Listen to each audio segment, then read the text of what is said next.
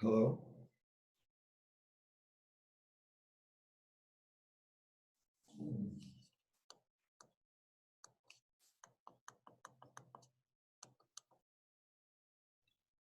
Okay, it is time to begin.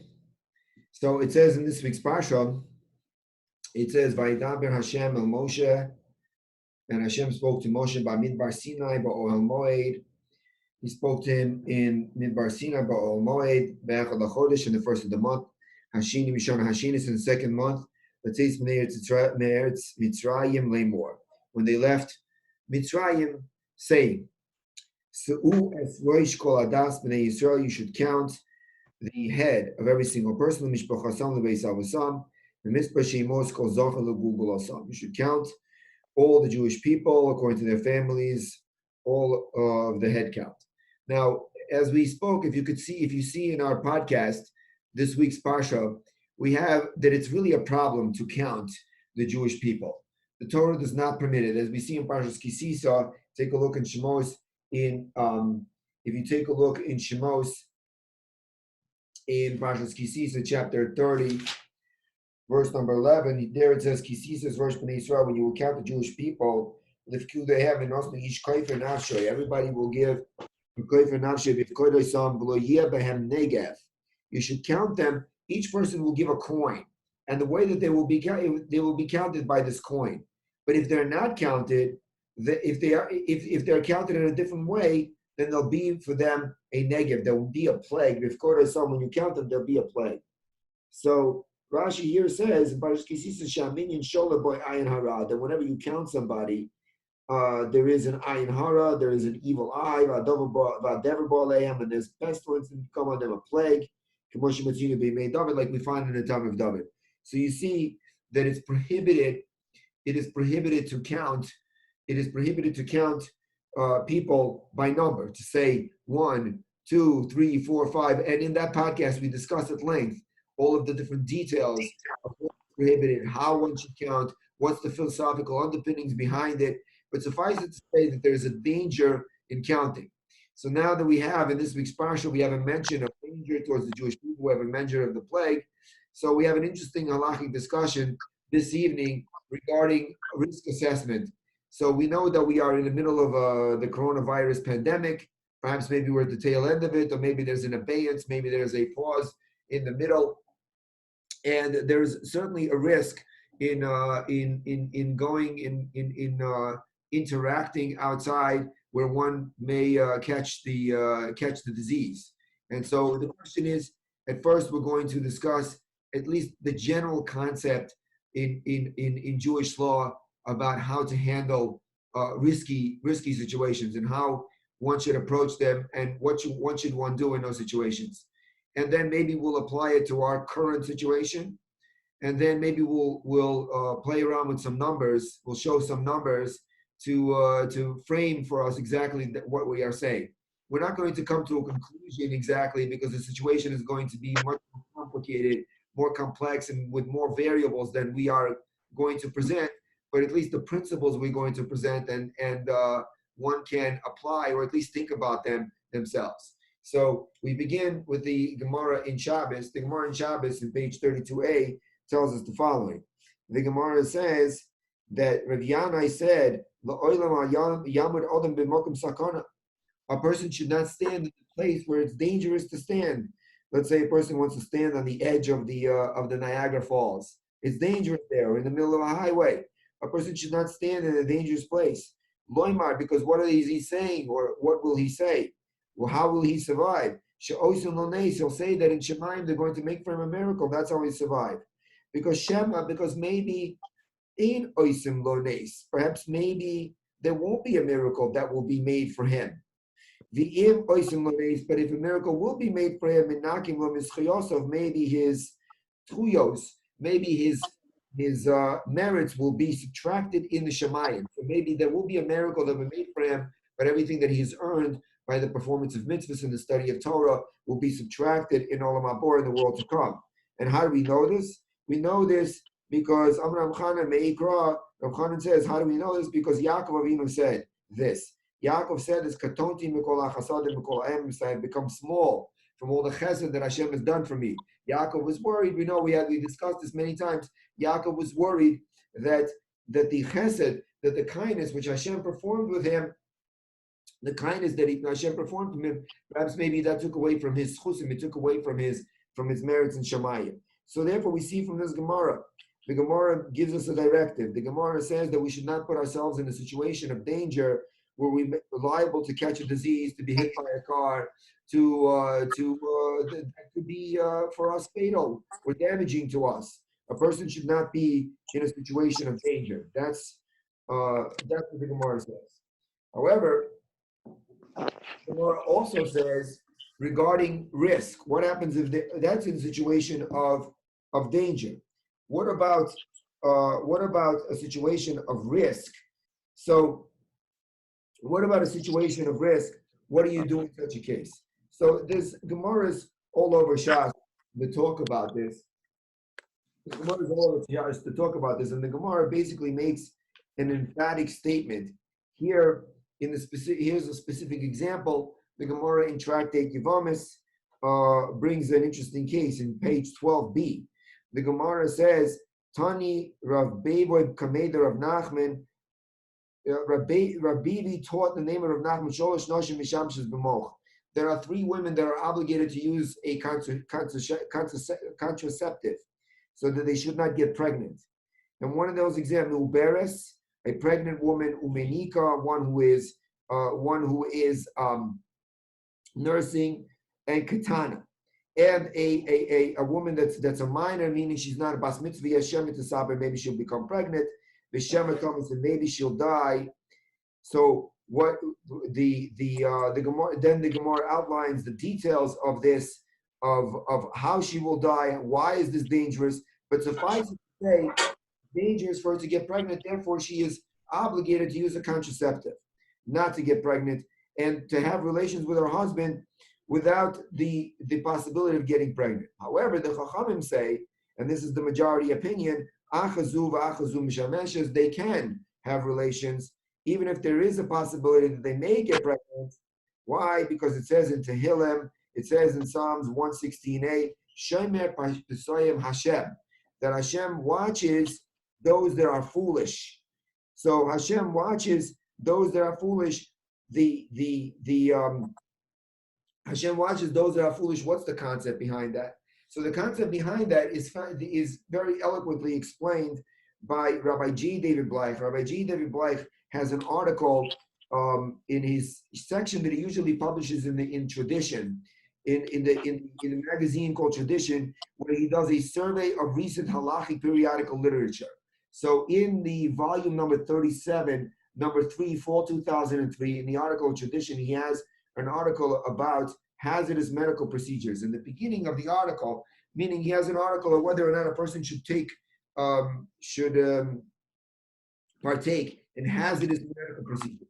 At the beginning of the article, he discusses this concept, and he says the following. I'd like to read it to you. He says, the concept encapsulated in that dictum is that any activity undertaken by members of society not perceived by them as hazardous is permitted despite the inherent danger. He continues, to the extent that a person is found worthy, divine providence is extended to a simple, quote unquote, simple who comport themselves in blissful oblivion of the danger inherent in commonplace activities. However, providential guardianship is not made available to the foolhardy who assume risks shunned by prudent members of society. Risks ignored by people in general fall below the threshold of danger which the Jewish law takes cognizance, unquote. So here he says that Shomer Pesayim Hashem watches the one who's the foolish. The basic concept is if the society out there partakes in a particular activity, even though it may be inherently dangerous, it may have risks coming along with it. In the Gemara's example, we're talking about conjugal relations with a woman who may become pregnant, and her being pregnant may be dangerous for her. So says the Gemara in Yevamis, the Gemara in Yevamis says that since most people, society at large, partakes in this activity, and so to speak, ignores the danger. Hashem watches the foolish, because it is an act which is again, quoting him again, routinely undertaken by members of society and not perceived by them as hazardous.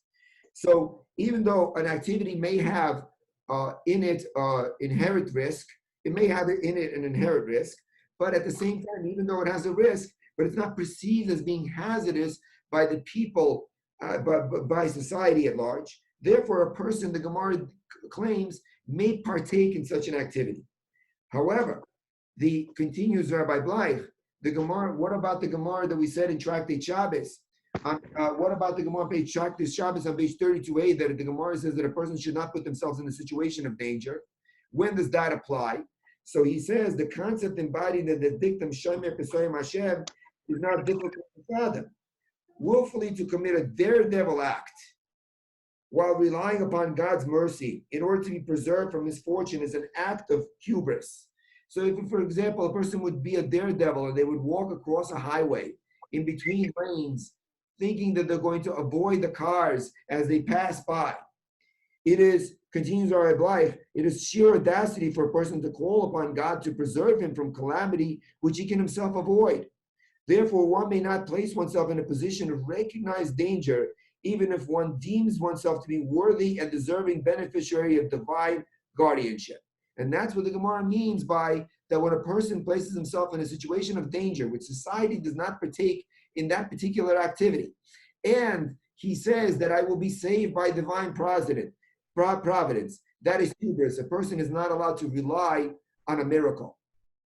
A person is not allowed to rely on a miracle. Continues Rabbi Bleich, and he says the following. He says, yet at the same time, it is universally recognized that life is fraught with danger. Crossing the street, riding in an automobile, or even in a horse-drawn carriage for that matter, all involve statistically significant danger. As we are going to discuss, we're going to soon mention that, for example, accidental deaths in the United States per year, last year in 2019, 169,000 people died from accidental deaths. So it's not fraught with danger that when a person crosses the street or drives a car. It is, of course, inconceivable, continues our life. It is, of course, inconceivable that such ordinary activities be denied to man. Such actions are indeed permissible since the multitude have trodden thereupon. Since, as we mentioned before in the principle, we said that Shomer Pesayim Hashem, that most of society partakes in the activity, even though they know that there is inherent risk in that activity, since the attendant danger are accepted with equanimity by society at large. Continues our black. Society is quite willing to accept the element of risk involved. Any individual is granted dispensation to rely upon God who preserves the simple. Under such circumstances, the person who ignores the risk is not deemed to be presumptuous in demanding an ordinary degree of divine protection. On the contrary, he acts in a manner of a quote unquote simple who perceive no problems. An act which is not ostentatious, which does not flaunt society accepted norms of behavior and does not draw attention to itself, is not regarded by halacha as unseemly demand for divine protection. The risk involved may be assumed with impunity by an individual who desires to do so. So we have two categories so far. We have the category of a person who's ostentatious in his risk-taking. He jumps off buildings. He balances off buildings. He goes bungee jumping. He goes, what do they call that when they jump off the mountain? They jump off the mountain and they fly down the mountain in these suits. I forgot already what it's called. They go, and the incidence of death in that situation is very, very high. So this is an inherently dangerous activity, and a person is flaunting with risk, and that's what. Sorry, yeah, that person is not allowed, is relying, so to speak, on a miraculous, on the fact that God is going to save him with some miracle. A person is not allowed to participate in such an activity. However, an activity which everybody takes, everybody crosses the street, everybody rides on the bus, everybody drives a car, Everybody flies on the plane, even though there is inherent risk in such activity. But since the society at large accepts it with equanimity, and it's not considered to be an ostentatious behavioral activity that a person engages in, that even though there's an element of risk, a person is allowed to partake in. Because otherwise we would never be able to leave our houses. We happen to be in our houses for the Zoom class, but we would never leave our houses if this would be the case, because there is always risk involved in just walking out of the house. There has to be some guideline, there has to be some measure of risk assessment that we all take before we leave the house, before we buy a car, before we move to a specific city, before we go somewhere. And this is the halachic guideline. This is what he says. And that's what he says. Yeah, that's what Rabbi G. says. So this is the in terms of the general acceptance of risk assess of doing partaking in risk. This is the general concept in halacha. We have the responsa from the Binyan Tzion. The response of the Binyan Tzion asks a very interesting question. This sheds a little bit of more light, or puts another wrinkle into the into everything that we have just said.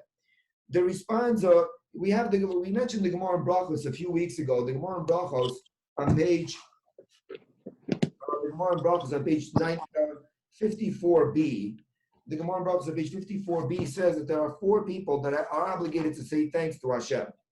They are Amar Rabbi Yehuda Amar Rav, Arbo Tzrichim Lahodos. There are four people that are obligated to thank Hashem. Yordei Hayam, ones who travel in the ocean. Holchem Midbarios, ones who travel in the desert. Umi Shahaya Chola, and somebody who was sick in his rap and got better. Umi Shahaya Chovish Kibeis Asure, and one who was in jail.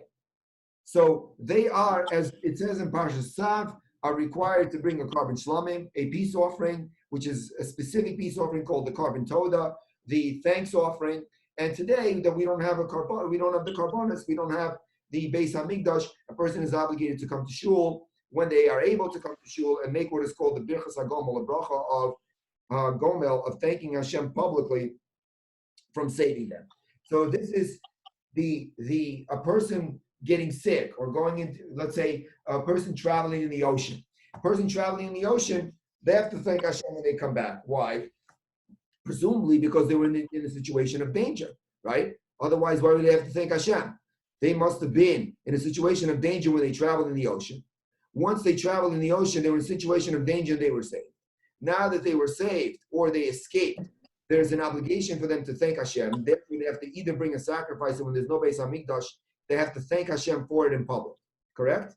So the Binyan Tzion, in his responsa, asks the simple question.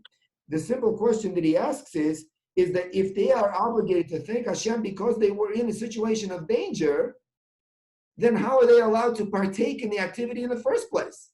If the activity is dangerous, then how are they allowed to get on the ship and travel in the ocean altogether?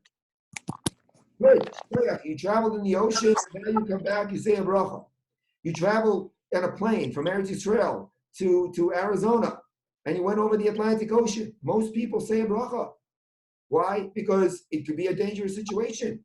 You know, there have been planes, as we know, we all read the news today, it's so available, it's so easy to access. There have been planes that have been lost, literally lost, for weeks, months, and nobody knew where they were.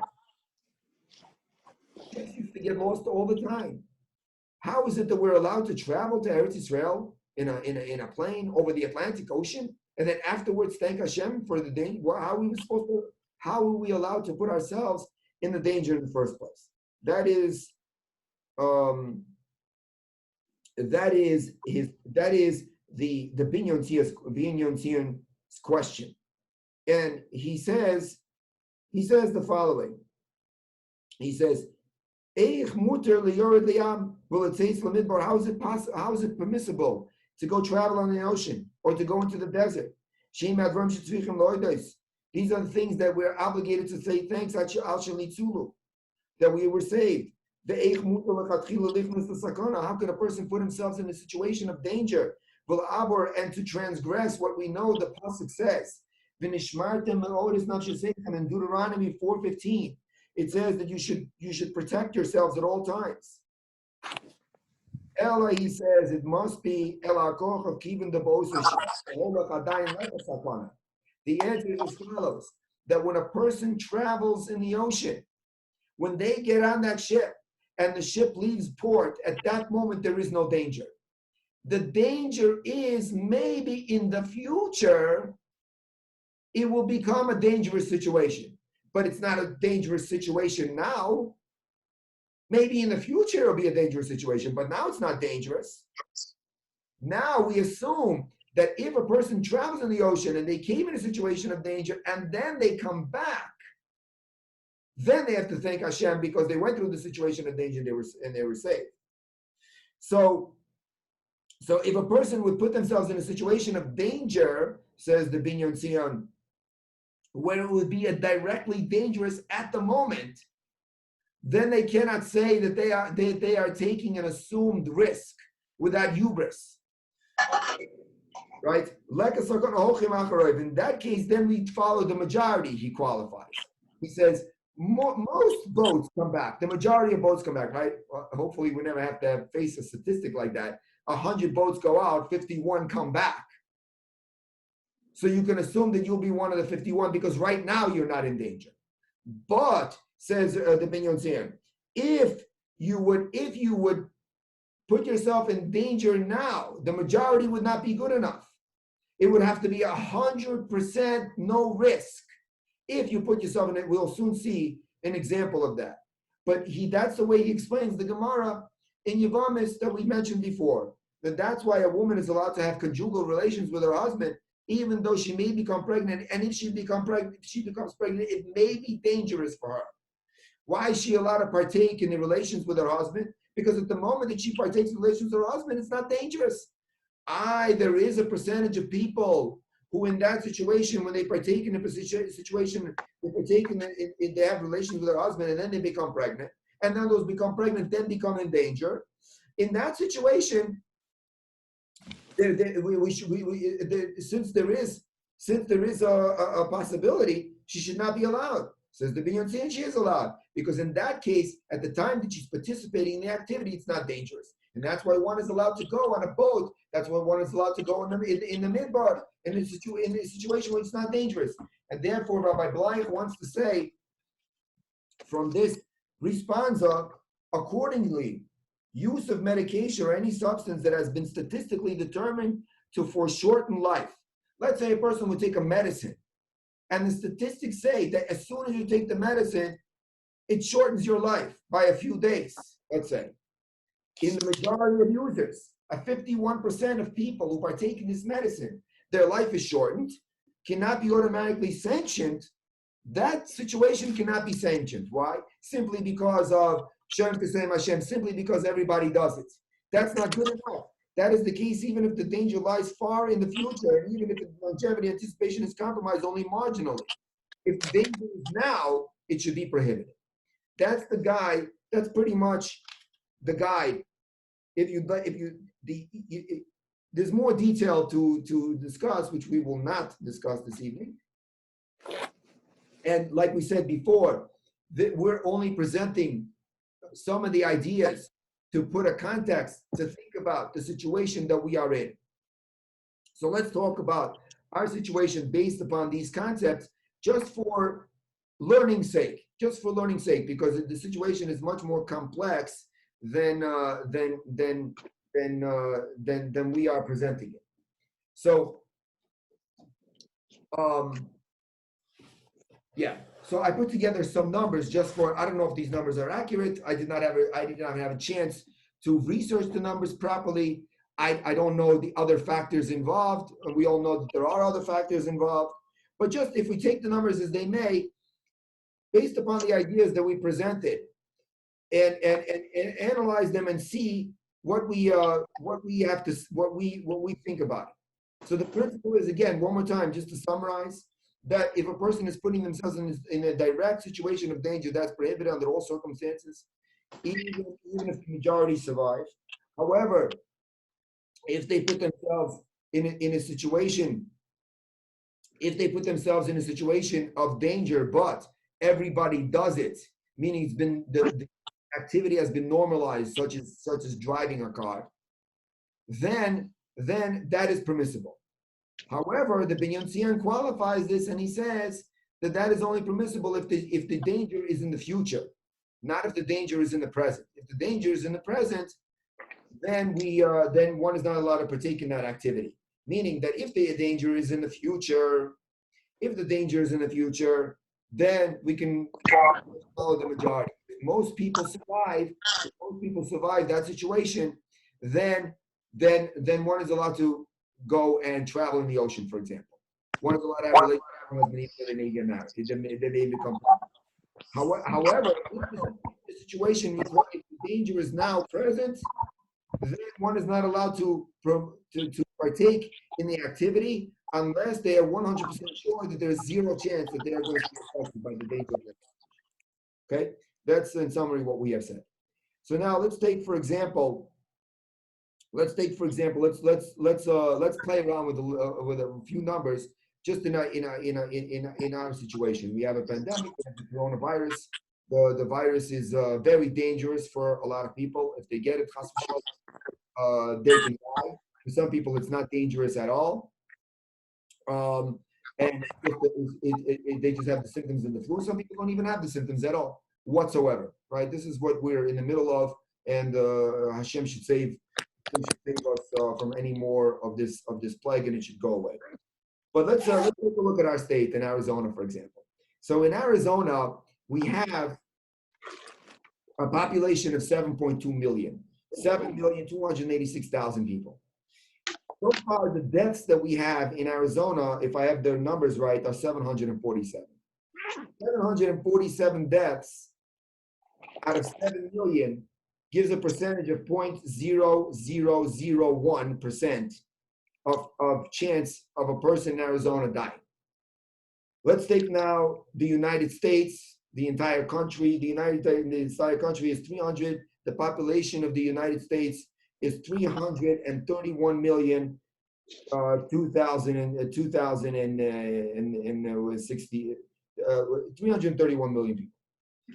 And so far, total deaths in the United States is 93,622, which gives a chance of a person dying of 0.002%, 0.0028%. Okay, now the hardest hit state is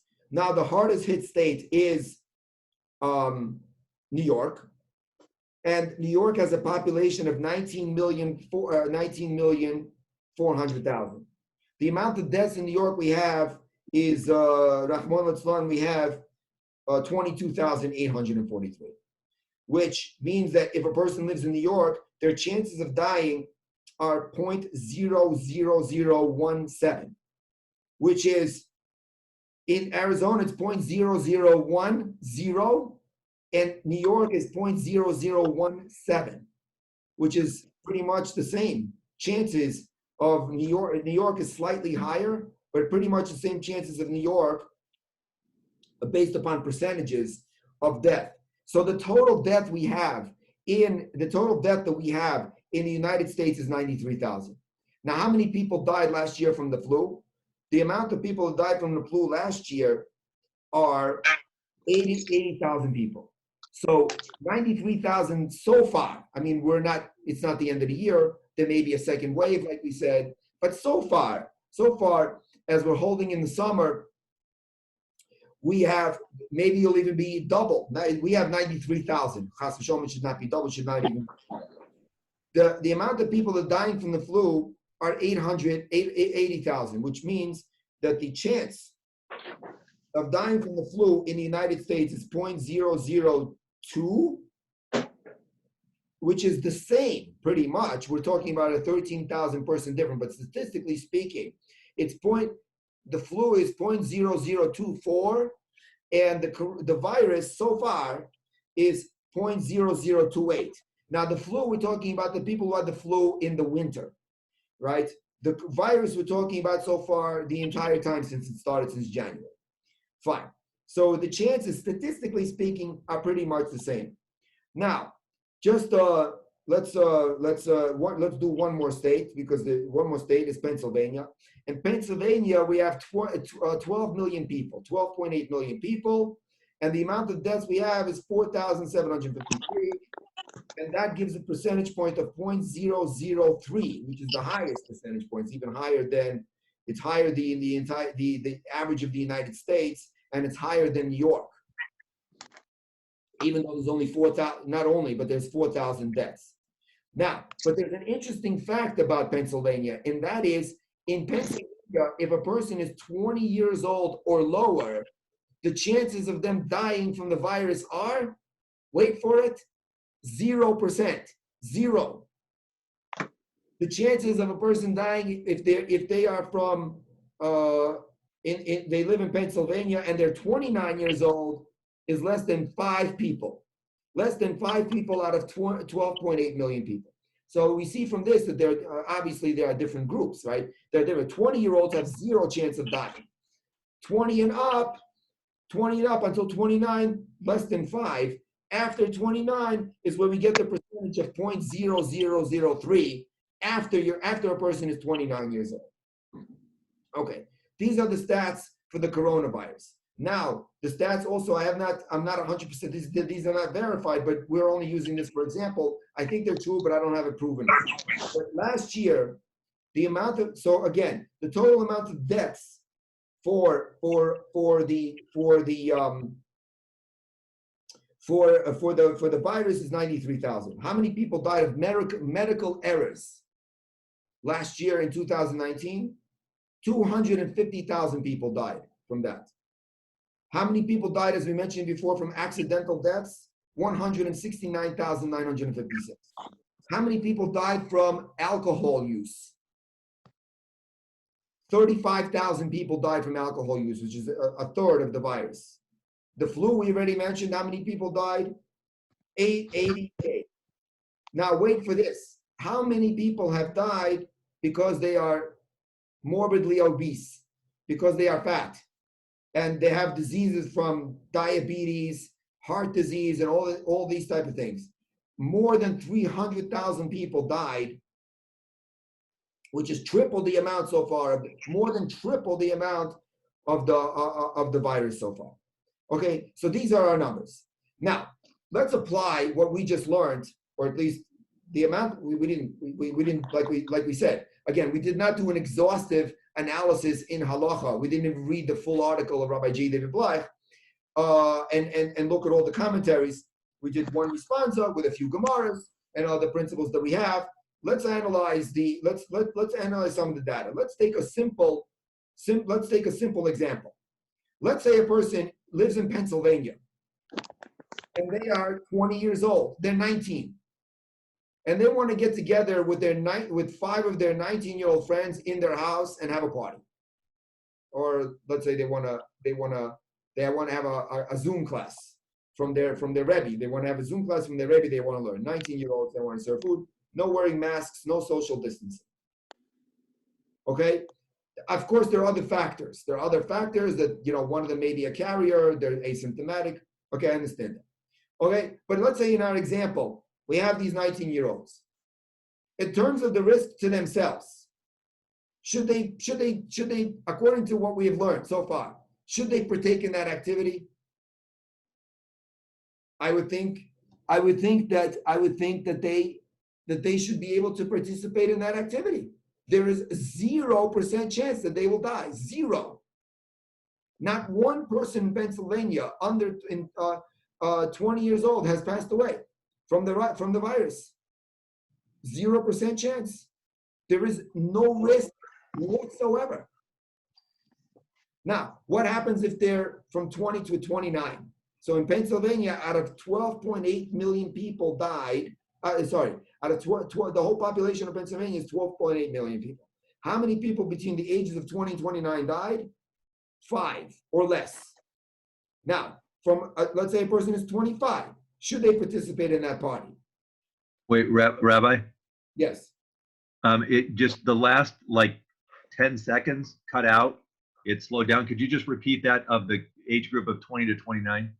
Let's say a person is 20, the age group of 2029, less than 5 people in Pennsylvania passed away.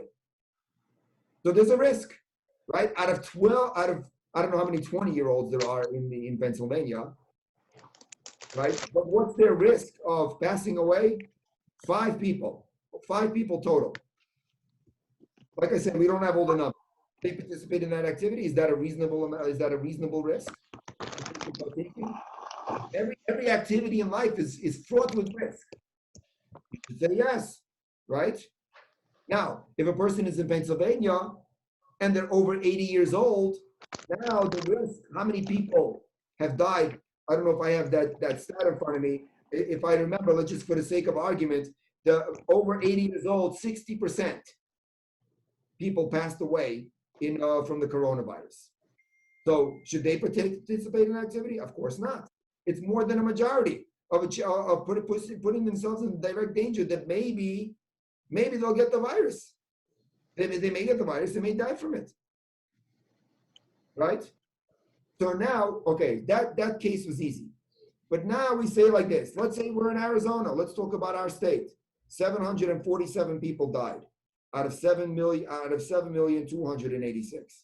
The chances of dying are 0.001, which is less than, I don't know how many people died. See, I don't know how many people died from the flu in Arizona, but that is less than the total amount of people in the United States that died from the flu percentage-wise last year in 2019.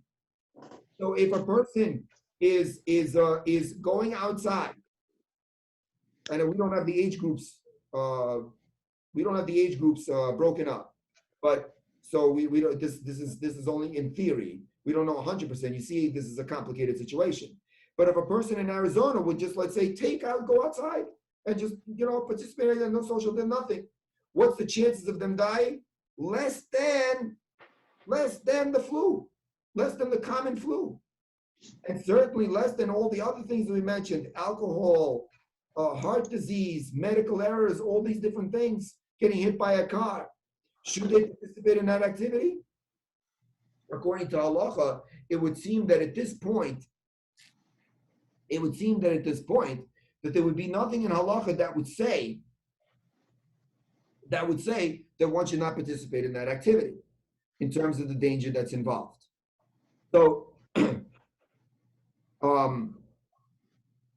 that's what it seems to be in this situation. Now, of course, there is, like I said, like we said, the situation is way more complex.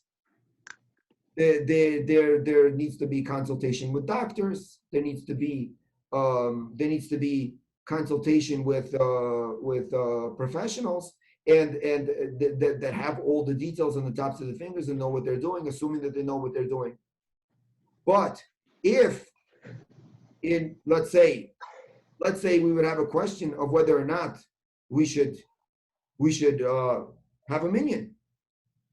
Certainly, we would say that if we would follow the CDC guidelines, where we would have social distancing, where we would wear masks as they ask, where we would not have more than the number of the people that they require to be in the building. Certainly, it should be that we should devise a way to be able to extricate ourselves from our current situation and make minyanim, or even make classes for that matter, as long as we follow the guidelines. Because even if we didn't follow the guidelines, or perhaps maybe it's because we are following the guidelines, according to Halacha, the risk seems to be, at least according to the numbers that we are presenting, seems to be normal, quote unquote, normal at this point. The risk seems to be, or let's put it like this, the risk seems to be normalizing at this point, right? Everybody knows that, for example, government policy and also Torah policy also, whenever we make a decision about here's an example that I heard, right? Who are the people that get into an accident the most? there's two groups of people that dominate the statistics of getting into accidents, and that is teenagers. So if you're 20 or below, there's a very high risk. Those of us that pay insurance for cars for teenagers know how much that costs. There's a very high risk of getting into an accident. And who else? 80 and higher, older people are more in danger of getting into a car accident. Everybody else in between, they're not the ones who get into the most of the car accidents. So there's a very simple thing that the government can do. The speed limit on the highway on the 17 is what is it? I forget. There is a 70 or 75? I think it's over 70 the speed limit on the 17. Yeah, I think you're right. It's like 70. It's 75. No, is it 75 on the 10? So And yes, well, 85. No, 85. not on the 17. not on 7, sorry. I think the 10. it's 65. On the 10, it's 75. So very simple. Or if you lower the speed limit, to 50, or let's say 35, less senior citizens are going to get into an accident, right? Because they're not good. There's a lot of them. No?